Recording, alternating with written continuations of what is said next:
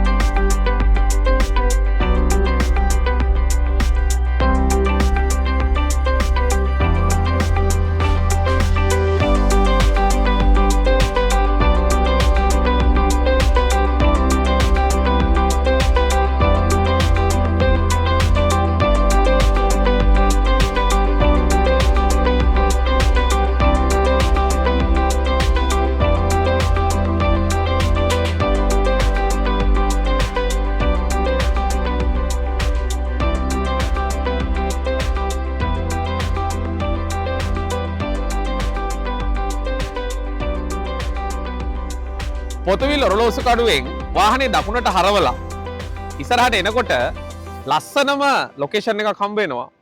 ඒ තමයි අරුගම්බේ කලපුව. අරුගම්බේ කලපුවට උඩින් පාලම් දෙකක් නිර්මාණය කරලා තියෙනවා.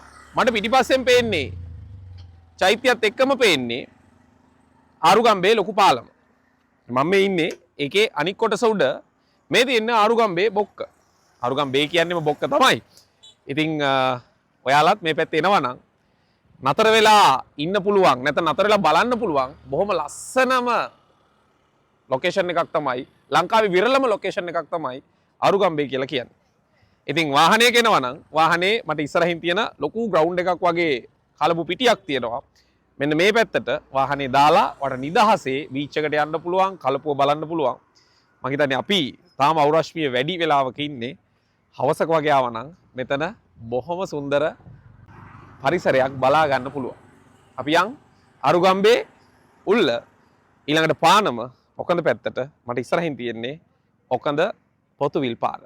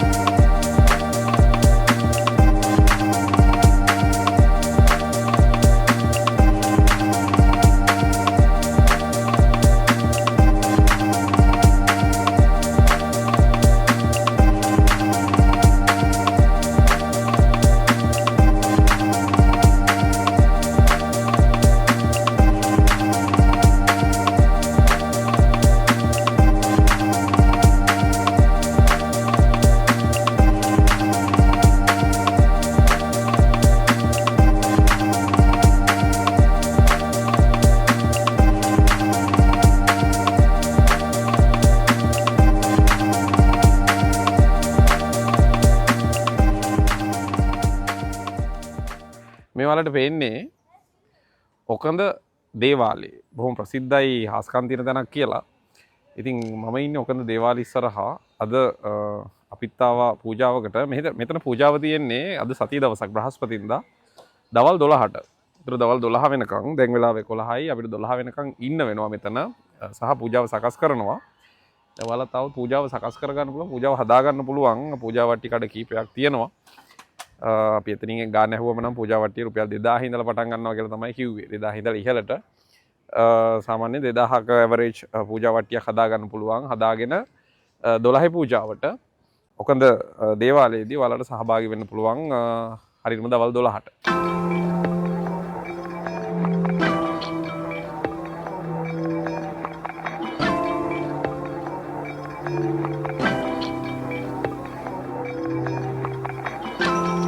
මගේ වංගත පැත්තෙන් ඔකඳ සුප්‍රසිද්ධ දේවාලය තියෙනවා. ඊට අමතරව පරිවාර දේවාල කිහිපයක්. ඒ කියන්නේ දේවාලයට වම් පැත්තට වෙන්න පරිවාර දේවාල කිහිපයක් තියෙනවා. මම මෙතන ඉන්නේ. එතන කුඹුක් ගස් තියෙනවා. මෙතන හරි සීතලයි. විතරක් නෙමෙයි මෙහි විශේෂත්වයක් තියෙනවා. මේ හැම තැනම වගේ මේ පොඩි පොඩි ලිං හාරලා තියෙනවා. දැන් මම මේකේ පෙන්නන්නම්. මේකේ දැන් මම ඉන්නේ පොළොව මට්ටමේ ඉඳලා සාමාන්‍යයෙන් අඩි භාගයක් විතර යටට උත්තර පිරිසිදු වතුර පිරලා තියෙනවා. වැහි කාලේ හින්දාද දන්නේ නැහැ. මේ මූදු සද්දෙත් ඇහෙනවා. මෙතන ඉඳලා කිලෝමීටර් භාගයක් එහායින් මූද තියෙන්නේ. හැබැයි පිරිසිදු වතුර පිරිච්ච ලිං කීපයක්ම තියෙනවා මේ බිමේ. ඊට අමතරව මේ ලොකු ගල් කන්දක් තියෙනවා. ඒ කියන්නේ පාෂාණමය ලොකු මේ පාෂාණයක් එහෙම නැත්නම් කළු ගලක් කළු ගල් යායක්. එතන පොඩි පඩිපලකුත් තියෙනවා. මේකට මම කලින් වතාවල ආවට පස්සේ නම් මේකට ඇවිල්ලා නැහැ. හැබැයි දැන් එතන නැග්ගම මේ කළු ගලෙත් පොකුණක් වගේ තියෙනවා. මේ තියෙන එක හොඳට වතුර පිරලා තියෙනවා. හැබැයි අපි ගැඹුර නම් දන්නේ නැහැ. පොඩ ගැඹුරත් බලමු. හොඳ වැඩක් දන්නෙත් නැහැ. මේ ඔකද දේවාලේ පිටිපස්සට වෙන්න තියෙන ගල්තලාවේ පාමුලම තියෙන පොකුණක්.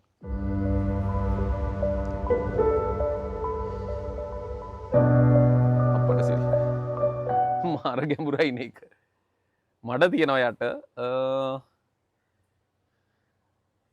තවත් ගැඹුරට දාන්න පුළුවන්. සෙල්ලන්නේ එකත් මම පෙන්නන්න මගේ උසත් එක්ක මෙතනට ගිලුණා. ඒ කියන්නේ මේකට බැස්සොත් සාමාන්‍ය මගේ උරහිසර විතර වතුර තියෙනවා වගේ. බොහොම ගැඹුරුයි පොකුණක් වතුරෙන් පිරීලා තියෙන්නේ. ඒකත් විශේෂයි.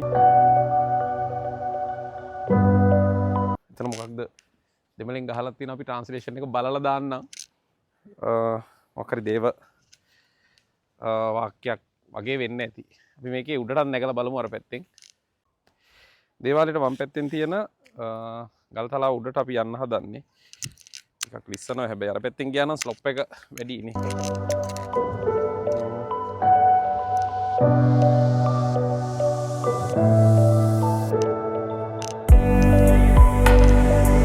සෙරෙප්පු ගලවා යන්න ඕනනේ.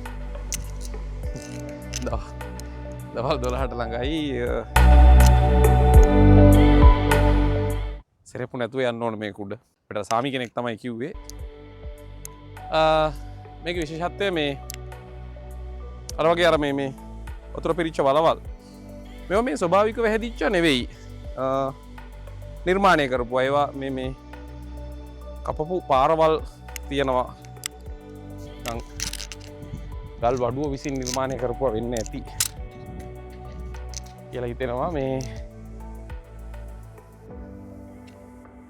මේකෙන් එක එක පාරවල් වලට යන්න පුළුවන්. එක එක පැතිවලට වහින්න පුළුවන්. සාමාන්‍ය මේක අක්කර 2-3ක විසිරලා තියෙන ලොකු ගල් පර්වතයක්.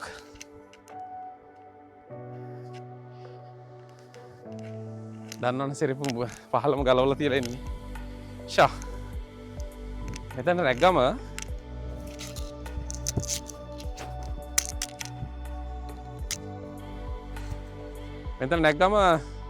අපි හිතුවෙත් නෑ උඩ තියෙන ෂෝක් පොකුණක් සම්පූර්ණ මම හිතන්නේ වැහි වතුර වෙන්න ඇති. මිරිදියෙන් පිරීලා තියෙන්නේ. ලස්සන පොකුණක් වතුර තියෙනවා. මේ සාමාන්‍ය මේ හරිය ලොකු ගැඹුරක් තියෙනවානේ. එතන වෙනම හදලා තියෙන්නේ සාමාන්‍ය අඩි 4-5ක් ගැඹුර ඇති. පේනවා අඩිය. ඒ අරකොට ඊටත් වඩා ගැඹුරයි වගේ. ඒ විතරක් නෙවෙයි. අවුඩට යනකොට පෙන්වන්න තියෙන ලස්සන දර්ශනයක් නැගෙනහිර වෙරළ. යාලට පේන නැගෙනහිර මුහුද. බලන්න පේන තෙක් මාන ඉන්දියන් සාගරය. ඔකන්ද දේවාලෙත් එක්ක ඈත සිටිදය අංශක 180ක් විතර සම්පූර්ණයෙන්ම මුහුද තියෙන්නේ. 180ටත් වැඩි අර පැත්තට යනකම්ම සම්පූර්ණයෙන් මුහුද ඔය ඔයාලට පේන්නේ. ඒ පැත්තට යනකම් සම්පූර්ණයෙන් මුහුද බලන්න පුළුවන්. බොහොම ලස්සන දර්ශනයක්. මේක මම හිතන්නේ මෙහි පොකුණුම සෑහෙන තියෙනවා. වතුර පායන කාලේට වතුර ප්‍රශ්නයක් වෙන්නේ නැති. ඒ නිසා මේ තවත් ලස්සන පොකුණක් තියෙනවා. මේවා මේ ස්වභාවික ඒවා නෙවෙයි. මේ හදපුවා අපිට පේනවා මේ දැන් නම් මේවා නම් ළඟදි බැඳපු බැමි. ඊට අමතරව මේ කළු ගලේ සම්පූර්ණයෙන් කැණීම් කරලා හාරලා තමයි මේවා නිර්මාණය කරලා තියෙන්නේ. බලන්න ගොඩක් ගැඹුරුයි මේක නම්. දැන් අපිවත් ගිලෙන ගානට වගේ ඇති. අපි යනවා මේකේ අනිත් පැත්තට. දැන් වෙරළ පැත්තේ ඉඳලා අනිත් පැත්තට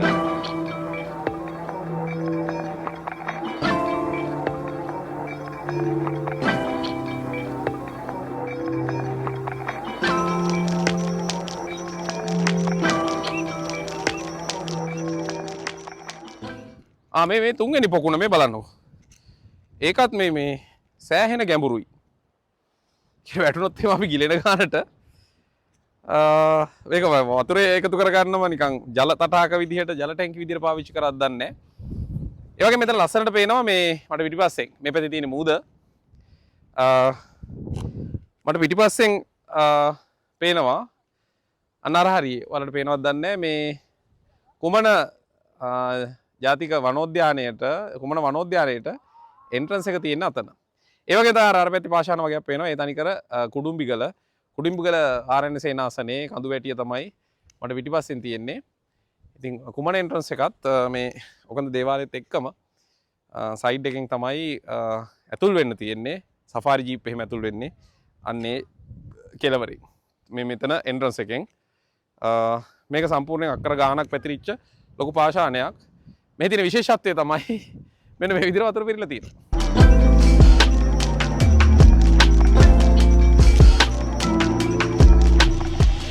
ක්‍රිස්තු වර්ෂ 2 වෙනි සියවසේ ඉඳලා 12 වෙනි සියවස වෙනකන් ලංකාවේ ජනතාව ගොඩාක් ගැවසුණු ඒ වගේම මේ කාලේ නිර්මාණය කරපු කතරගම දේවාලයක් වන ඔකන්ද කතරගම දේවාල පුදබිමේ තමයි අපි මේ ඉන්නේ. දේවාලයට උඩින් තියෙන විශාල ගල් තලාවේ බුදුනට ඇවිල්ලා ඉන්නේ. මෙතනට හරි ලස්සනට පේනවා නැගෙනහිර වෙරළ තීරය. නැගෙනහිර වෙරළ ඉන්දියන් සාගරය පේන තෙක් මානේ අපිට බලා ගන්න පුළුවන්. ඒ විතරක් නෙවෙයි මෙතන හරි ලස්සනයි. දැන් දවල් 12ට ළඟයි. 12 පූජාවට තමයි අපි ආවේ. හැබැයි මේ වෙලාවෙත් මෙතන බොහොම සීතල සුළඟක් එක්ක අපිට බොහොම කැමැත්තෙන් ඉන්න පුළුවන්. ඒ විතරක් නෙවෙයි බොහොම ලස්සන පරිසරයක්. කුමන ජාතික වනෝද්‍යානයේ ප්‍රධාන එන්ට්‍රන්ස් එක එහෙම නැත්නම් අර මේන් ගේට් එකත් ඉස්සරහින් ඔයාලට බලා ගන්න පුළුවන්. මෙතනට ආව මේකත් හොඳට පේනවා. ඉතින් එහා පැත්තට කුඩුම්බිගල ආරණ්‍ය සේනාසනයට අදාළ සම්පූර්ණ පර්වත ඒ ආරණ්‍ය සේනාසන පද්ධතියම අපිට බලා ගන්න පුළුවන්. මෙතනට ආව පැහැදිලි. පැය ගාණක් වුණත් එක දිගට ඉන්න පුළුවන්. ලස්සන පරිසරයක්. ඔයාලත් නැගෙනහිර පළාතේ කෙළවරේම තියෙන පානම තමයි නැගෙනහිර පළාතේ කෙළවරේම තියෙන ගම්මානය. එතනත් පහු කරගෙන කිලෝමීටර් 15ක් විතර ආවම තමයි ඔකඳ දේවාලේ තියෙන්නේ. ලංකාවේ ගොඩාක් පුද්ගලයෝ එන තැනක් තමයි මේ ඔකඳ දේවාලය කියලා කියන්නේ. හාස්කම් තියනවා කියලා මෙතනින් අයත් කියනවා, එන අයත් කියනවා. ඔයාලගේ විශ්වාසය මත ඒක තීරණය වෙනවා. හැබැයි බොහොම ලස්සන නිස්කලංක පරිසරයක්.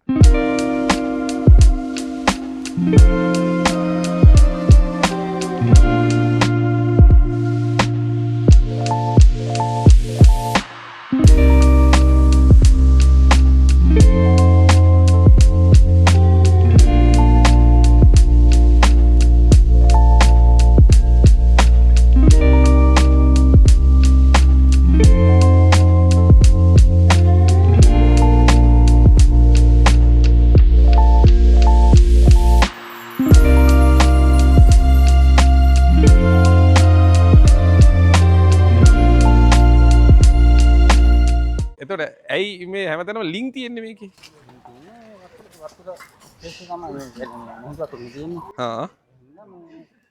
නෑ මේ වගේ මුදු වතුර නෙවෙයි තියෙන්නේ. මේ වගේ මුදු වතුර නේ. කිව්ලයි වතුර නේ. වතුර දැන් මේ මම හිතා මේ කතරගම සීසන් එක ලක්ෂ 8ක් 9ක් විතර මේක ගෙවසනවා. කතරගම සීසන් එක පටන් ගන්න කලින් මේකට ඇවිල්ලා වැඳලා තමයි යන්නේ නේ. හා හා ඒකයි මෙතන මේ ගොඩක් ජනප්‍රිය වෙලා තියෙන්නේ මේ. ඒතර කතරගම දේවි හාමුදුරුවෝ ගොඩ බහැපු ගල්ඔරුවනේ. ගල්ඔරුවත් මෙතන තියෙනවා කියලා කියනවානේ.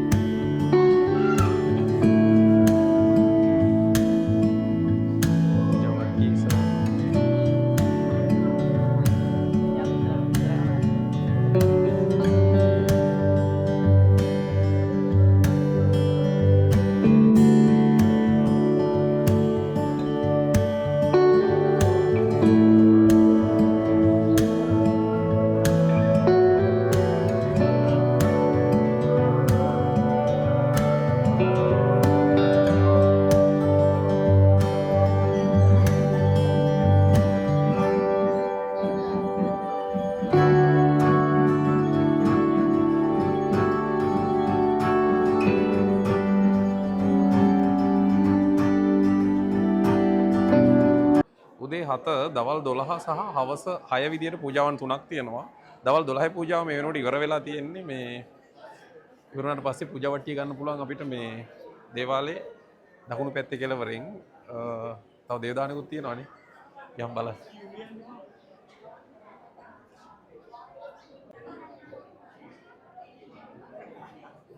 මේ පැත්තෙන් තමයි පූජා වට්ටිය ගන්න ඕන. මේ පැත්තේ දොර ඇරලා නැහැ. ඒක මම හිතන්නේ පූජාව ඉවර කරලා ඇතුලේ ඒක දෙනවා ඇත්තේ. පූජාවට තියපු ඔක්කොම පූජා වට්ටි, එතකොට පළතුරු වට්ටි, දේවදාන ඔක්කොම ටික මෙතනින් තමයි මේ දොරටුවෙන් එළියට දෙනවා. අදාළ අයට නමත් එක්කව දෙන්නේ නිසා පැටලෙන්නේ නැහැ. අද නිවාඩු දවසක් හින්දා ටිකක් සෙනග ඉන්නවා. ඉතින් 12 පූජාව දැන් ඉවරයි. මෙතනින් දේවදානේ පූජාවල් එළියට දෙන එක තමයි මෙතන කරන්නේ.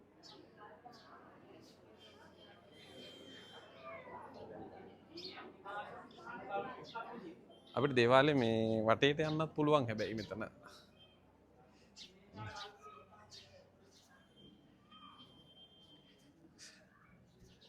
ඒ වගේම මේ දේවාලේ පිටිපස්සේ දේවාලේ වම් පැත්තේ කෙළවරේ ලොකු නුග ගහක් තියෙනවා. ඒ නුග ගහත් එක්ක මෙන්න මෙතන තියෙන ලොකු හුඹහක්. මේක ජනප්‍රවාදේන කතාවක් සහ දැකපු අයත් ඉන්නවා. මේක මම නම් දැක්කේ නෑ. මෙන්න මේ හුඹහේ ඉන්නවලු මේ දැවැන්ත නාගරාජයෙක්. ඒක මේ දැකපු අය ඉන්නවා. මට දැනුත් දැකපු අය කිව්වා. නමුත් අද නම් මම දැක්කේ නෑ. ඒක තාමත් එතන දැවැන්ත හුඹහක් විදිහට ගොඩනැගිල්ලත් වහගෙන එතන තියෙනවා. ඒකත් මෙහි આવොත් බලන්න අමතක කරන්න එපා. පුළුවන් නම් නාගරාජයාවත් බලාගෙන යන්න.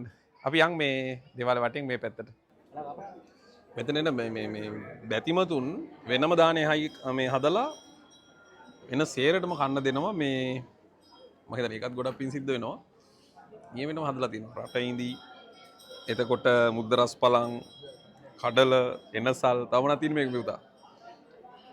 තව මොනවද දාලා තියෙන්නේ මේක? හාල් දාලා තියෙනවා අමතක වුණා. හාල් දාලා තියෙනවා.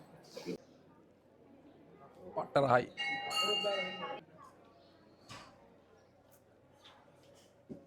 අපේ පූජා වට්ටියත් හම්බුණා මේ අන්නාසික රහයි. තව දාන එකක් ආවා මේ දාන එක මේ වෙනම එකක්. හැබැයි ඒක රහයි සුදු පාටයි.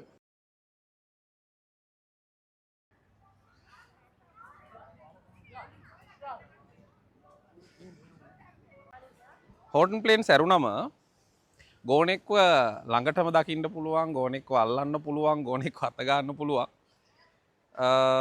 ලංකාවේ තියෙන තවත් තැනක් තමයි ඔකඳ කියලා කියන්නේ. මේ ඉන්නෙත් එහෙම සතෙක්.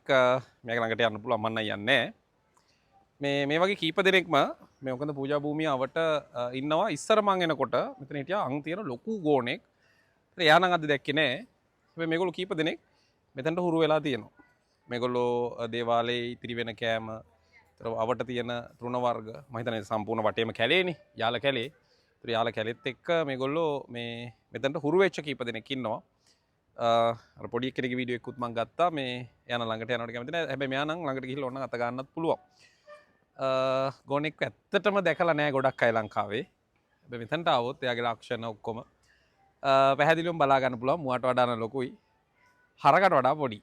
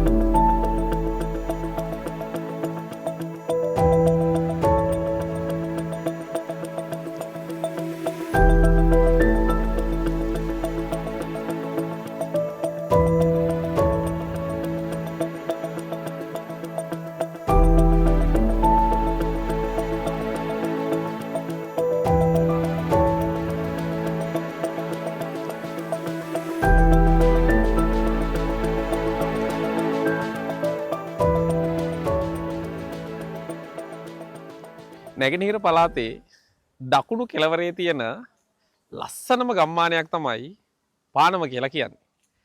අම්පාර දිස්ත්‍රික්කයේ සාමාන්‍යයෙන් දිස්ත්‍රික්කයෙන් වෙන් වෙච්ච හුදකලා ග්‍රාමයක් තමයි හුදකලා ගමක් තමයි පානම කියලා කියන්නේ. පානම හන්දිය තමයි මම ඉන්නේ. මේ තියෙන්නේ පානම පන්සල. ඒ වගේ මේ තියෙන්නේ පානම මහාවිද්‍යාලය. සිංහල මහාවිද්‍යාලය. ඒ වගේම මේ හන්දිය විශේෂයි. මොකද මෙතනින් ඔකඳ දේවාලයට ඒ වගේම කුමන ජාතික වනෝද්‍යානයට එන්ට්‍රන්ස් එක තියෙන්නේ මේ පාර. ඒ විතරක් නෙවෙයි පානම අම්පිටිය ඓතිහාසික පත්තිනි දේවාලය තියෙන්නේ මේ පාරේ. ඒ වගේම තවත් බොහොම ලස්සන තැනක් තියෙනවා. ඒ තමයි කුඩුම්බිගල. කුඩුම්බිගල මහා තපෝවනය. ඒ කියන්නේ එතනත් ආරණ්‍යයක් තමයි තියෙන්නේ. කුඩුම්බිගල ආරණ්‍යය තියෙන්නේ මේ පාරෙම තමයි. මට ඉස්සරහින් තියෙන්නේ සියමලාණ්ඩුව පොතුවිල් පැත්තෙන් එන මාර්ගය. ඒ තමයි නැගෙනහිර පළාතේ ඉඳලා එනකොට අම්පාර පැත්තේ ඉඳලා එනකොට මේ පැත්තට එන්න තියෙන්නේ. මේ පාර කෙලින්ම යනවා පානම බීච් එකට. බොහොම ලස්සන බීච් එකක්. මම ඒක පෙන්නන්නම්. ඒ වගේ මේ පැත්ත ඔකන්දට යන පාර. ඉතින් අපි යමු පානම බීච් එක පැත්තට.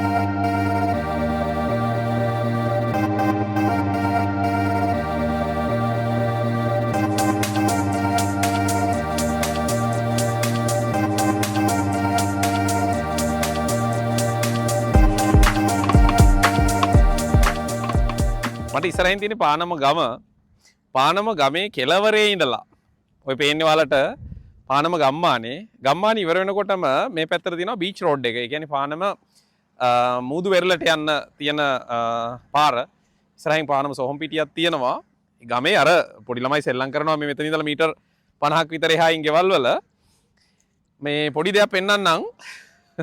මේ තියෙන්නේ මම හිතන්නේ පොඩි වැවක් වගේ එකක් නම නම් දන්නේ නැහැ. පාසි වලින් වැහිලා තියෙන්නේ. මෙතන ඉඳලා අඩි අන්න කිඹුල යනවා. ගන්න කිඹුලට දැවැන්ත කිඹුලෙක්. සාමාන්‍යයෙන් අඩි 10ක් විතර දිග යන්නේ කිඹුලා. ගත නේද? අඩි 10 විතර දැවැන්ත කිඹුලෙක් කවුව තපිනවා. මේ පාරයිනේ. ඉතින් මේ ගෙවල් වල ඉන්න හරි අනාරක්ෂිතයි. කිඹුලාගේ සයිස් එක දැක්කම මම හිතන්නේ මෙතන ඉන්නත් බයයි අපිට. මේ ඒ තරම් දැවැන්ත කිඹුලෙක්. ඔයාලා දකින්න ඇති වීඩියෝ එකේදී අපි ඉස්සරහට යම් බීච් එක පැත්තට. ඉතින් පානම ගමේ අය මේක බලනවා නම් බොහොම පරිස්සමෙන් ඉන්න මේ පානම අවසාන කෙළවරේ ඉන්න අය. පුංචි පැන්චොටික්කුත් හිටියා මෙතන ගෙදරක. සාමාන්‍ය මේගොල්ලොන්ට පනින්න පුළුවන් තාප්පත් නැහැ මොකුත් නැහැ ගෙවල් වල. හරි අවදානම්. ඉතින් මේ ළඟටම ඇවිල්ලා. අපි යන් පානම බීච් එක පැත්තට. පානම ගම්මානේ පහු වෙනවත් එක්කම ගම්මානේ පහු කරලා බීච් එක පැත්තට මේ යනකොට මේ විදිහට අපිට දකින්න පුළුවන් සොහොන් විශාල ප්‍රමාණයක්. පානම ගම්මානේ මුතුන් මිත්තෝ මිහිදන් කරපු සොහොන් මං හිතන්නේ 1000කට කිට්ටු වගේ සොහොන්කොත් පාර දෙපැත්තෙම සෑහෙන්න තියෙනවා. මේ සොහොන් ටික මෙතන ඉඳලා කිලෝමීටරයක් විතර යන මූදු වෙරළට මේ පේන මූදු වෙරළට යනකම්ම මේ සොහොන්කොත් තියෙනවා. මං හිතන්නේ ඒක සාමාන්‍ය සොහොන් පිටියට වඩා ගොඩක් විශාලයි. මේ විදිහට මූද අයින දිගේ මේ පාර ටිකක් නම් අමාරුයි. සාමාන්‍යයෙන් කාර් එකක් වගේ යන්න අමාරුයි. මේ පාරේ කිලෝමීටරයක් විතර ගියාම තමයි පානම මූදු වෙරළට අපිට යන්න පුළුවන් වෙන්නේ. ඉතින් මේ සොහොන් පිටියත් පානම විශේෂ සංකේතයක් විදිහට අපිට දක්වන්න පුළුවන්.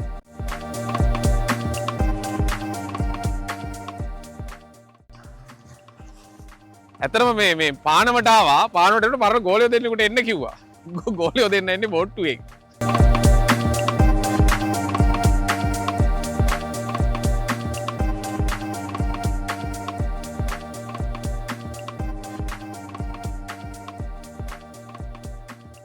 හැඩෝය මෙහෙන් වැටෙන්නේ නේ. එතකොට මේ මිරි ඔව්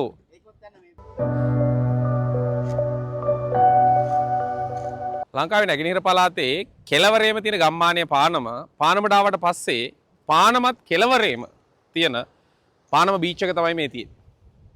ඉතින් පානම වෙරළ නාන්නවත් පීනන්නවත් සුදුසු තැනක් නෙවෙයි. මේ දවස්වල නම් කොහොමත් වාරකන්. ඒ නිසා කොහොමත් සුදුසු නෑ. ඉතින් අපි ඇවිල්ලා ඉන්නේ පානම වෙරළේ ලස්සන බලන්න නැගෙනහිර පළාතේ කෙළවරේම තියෙන ගම්මානේ කෙළවරේම මුදු වෙරළට. ටිකක් අමාරු පාරකින් එන්න ඕන මම පාර පෙන්නන්නම් ඔයාලට.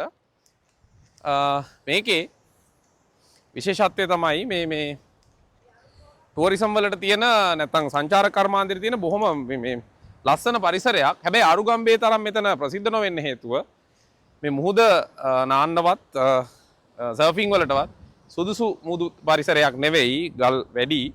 ඒ නිසා බොහොම ලස්සන වුණත් මෙතන ගොඩාක් සංචාරකයෝ රැඳෙන්නේ නැහැ.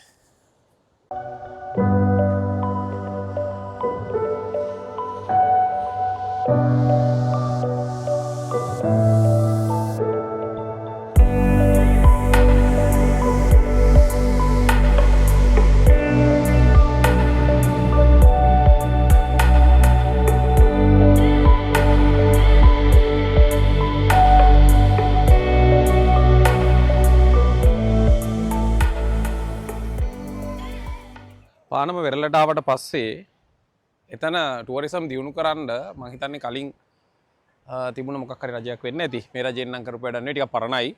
එකෝ ටුවරිසම් සෙන්ටර් එකක් පානම ඕපන් කරලා තියෙනවා. බොහොම ලස්සන ගොඩනැගිල්ලක් එක්ක. හැබැයි ඒක පටන් ගත්ත දවස්වලම වගේ වැඩි ඉවර කරගන්න වෙලා නැති විදියක් තමයි තියෙන්නේ. දැන් නම් මේක මේ බොහොම ජරා ජීර්ණ වෙලා දොරවල් ගලවලා එතකොට මේ සම්පූර්ණයෙන්ම විනාශ වෙලා තියෙන්නේ මේ අපරාධයක්. පානම ටුවරිසම් හොඳටම හදන්න පුළුවන් ලංකාවේ. මෙතන මේක පිටිපස්සේ තියෙන ලොකු ගල් කන්දක් පාෂාණ වලින් හැදිච්ච. මෙතන මේ රූම්ස් වගේ ඔව් බෙඩ්ස් වලට තමයි මේ හදලා තියෙන්නේ. මෙතන රූම්ස් තුනක් තියෙන්නේ. මේ ක්වොලිටියෙන්ම හදන්න try කරලා තියෙනවා බීච් එකත් එක්ක. නමුත් දැන් අභාවයට ගිහිල්ලා තියෙනවා. බලන්න මේක මෙතන ඉඳන් බලනකොට සාමාන්‍යයෙන් ටුවරිස් හොටෙල් එකකට වගේ හොඳ ලොකේෂන් එකක්. සම්පූර්ණ අරුගම්බේ පැත්තත් පානම බීච් එක සම්පූර්ණයෙන් බලා ගන්න පුළුවන්. ඉතින් මේවා විනාශ වෙන්න නොදී ගොඩනගලා ගන්නවා නම් ලංකාවට සල්ලි ගේන්න පුළුවන් ව්‍යාපෘති. අපරාධ නිකම් විනාශ වෙලා යනවා. ඉතින් අපි එකත් බලලා අරුගම්බේ පැත්තට යන්න හදන්නේ.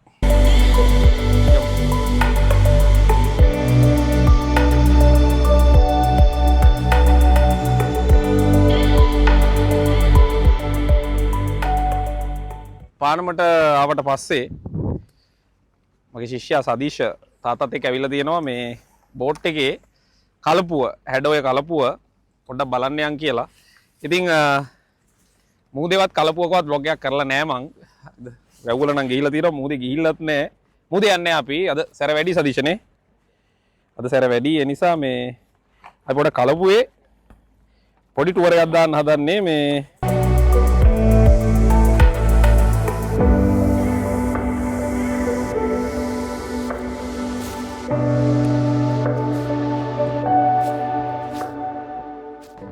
රයිට් අපි නම් මේ බෝට් එකට දෙයියනේ කියලා ගොඩ වෙලා ගිහිල්ලෙමු. රයිට්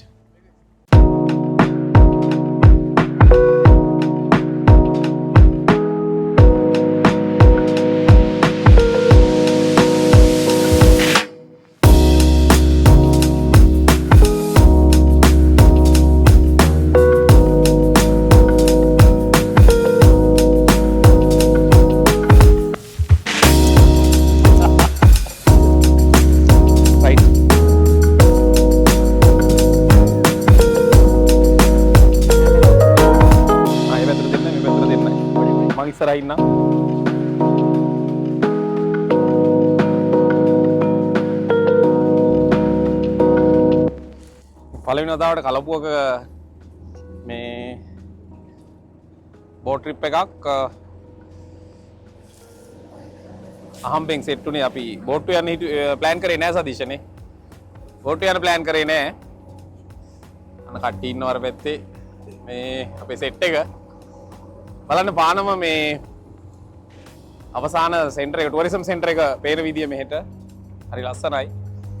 අපි මූද පැත්තට යන්නේ මූදට නෙවෙයි යන්නේ නේ.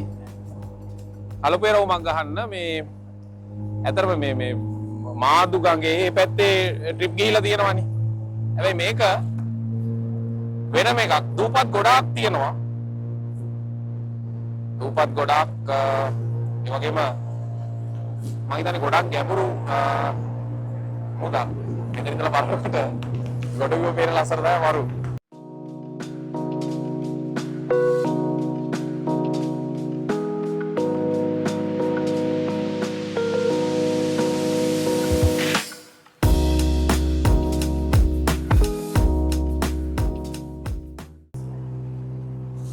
ලංකාවේ ටුවරිසම් හදනවා නම් ආරුගම්බේට කොටු වෙලා තියෙන ආරුගම්බේ ලොකු රෂ් එකක් තියෙනවනේ.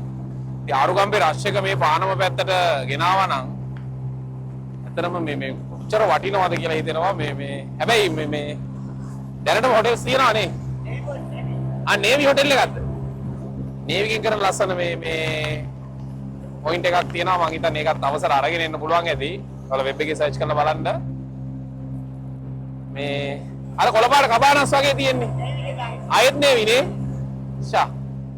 මම හිතන්නේ බානම සම්පූර්ණයෙන් හැන්ඩල් කරන්නේ නේවි එකෙන් කඩලාන වලින් වට වෙලා තියෙනවා. අර මට ඉස්සරහිනුත් තියෙනවා මේ නාවික හමුදාවෙන් පාලනය වෙන හොටෙල් එකක් වෙන්න ඇති. කොළපාට පහලෙත් එක්ක. ඒතර මේක නම් මාරයි මේ මැද කොට විවත්ත මේ තියෙන්නේ.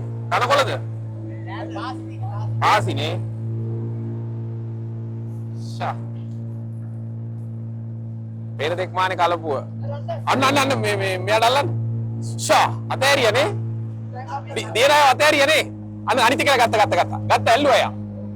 හරි. උකුස්සෝද? මට සිරි.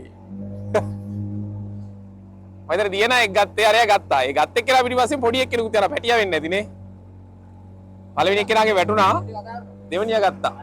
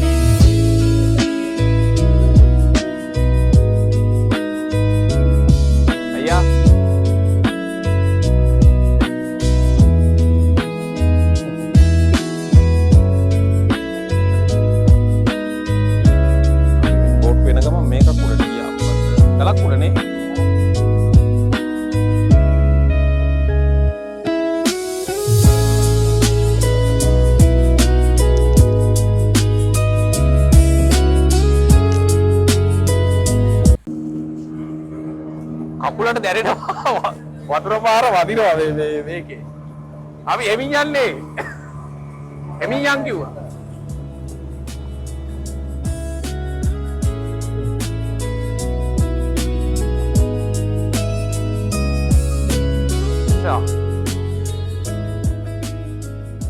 ඇත්තට ලංකාවේ කට්ටිය යන්න ඕන මේ මාදුගඟේ නෙවෙයි පානමනේ.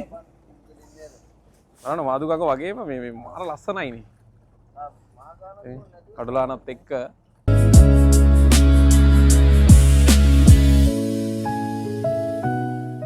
නමුත්ම මාර මේව එකක් තියෙන්නේ. ලංකාවේ නේවි එක හරි කමන්නේ නැහැ ටුවරිසම් හදනවා නම් මේ අර වගේ මේවා කරලා නේ. ඇත්තටම අරුගම්බේට එන සෙට් එක මෙහෙට ගෙන්න ගන්න විදිහක් නැහැ නේ. මේක තමයි මරු මේ කලපුව. ඒ කියන්නේ මේකේ බෝට්ටුවේ නේ. ඒ නේවි එකේ බෝට්ටු තියනවා නම් යන්න පුළුවන්. ගෙවලා. හා හා හා.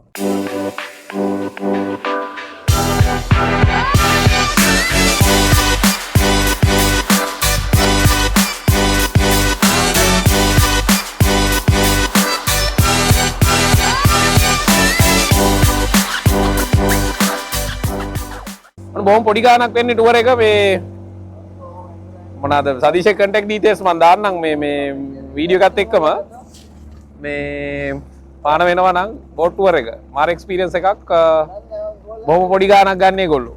ඉතින් මේ ඒ ගානට සාමාන්‍යයෙන් මේ වගේ අත්දැකීමක් නම් ගන්න බෑ ලංකාවේ කොහෙන්වත්.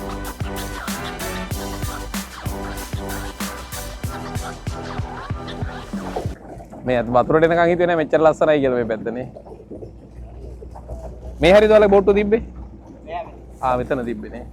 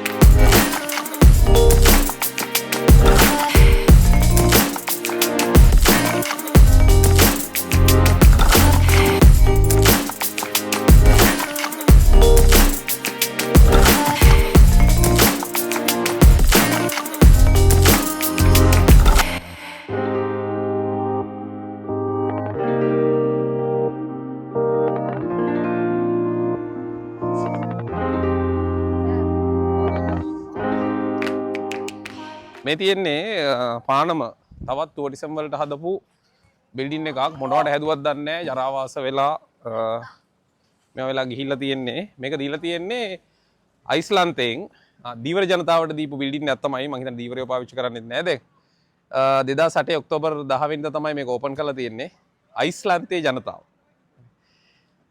ජනතාව දීපු හින්දා දන්නේ අතහැරලා තියෙන්නේ නමුත් මේකත් රිපෙයාර් කරලා ටුවරිසම් වලට පාවිච්චි කරනවා නම් $1 එකක් දෙකක් හරි ගේන්න පුළුවන් අනිවාර්යයෙන්ම මේවා ප්‍රොෆිට් කරන්න පුළුවන් අපි යන්න හදන්නේ අරුගම්බේ